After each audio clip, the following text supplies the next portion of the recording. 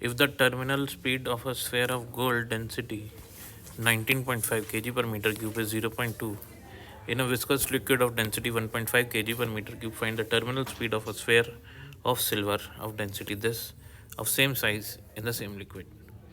Question कह रहा है कि आपको टर्मिनल स्पीड जो है गोल्ड के स्फेयर की, जिसकी डेंसिटी इतनी है और उसकी स्पीड इतनी है, और वो उसका जो लिक्विड है वो ये है, तो आपको फाइंड करनी है टर्मिनल स्पीड सिल्वर की जिसकी डेंसिटी इतनी है of same size in the same liquid.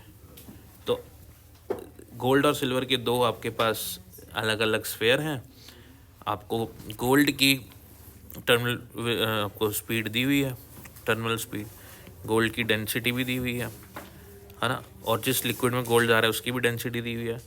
Silver की डेंसिटी आपको दे रखी है क्योंकि बॉल जो है, स्फेयर जो है सिल्वर का है, सेम लिक्विड में पुट किया गया है।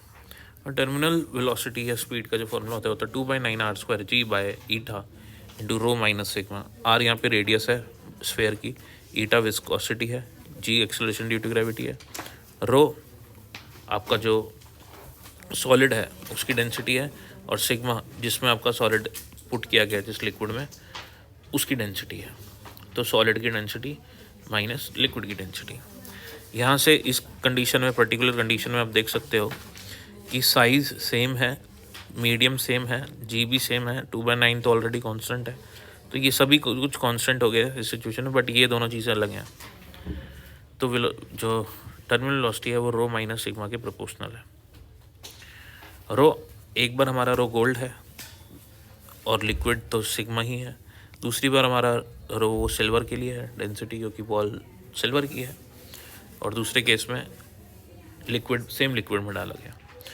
लिक्विड की जो हमको सिग्मा है, जो डेंसिटी है गिवन है 1.5 kg पर मीटर क्यूब, वैल्यू सब्स्टिट्यूट कर दी 1.5।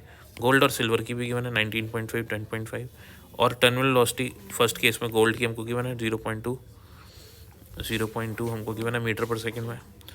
ये हमको पता नहीं है दूसरे वाले बॉल की, तो यहाँ पे v लिख दिया हमने, सॉल्व करके 0.1 आंसर आ गया हमारा।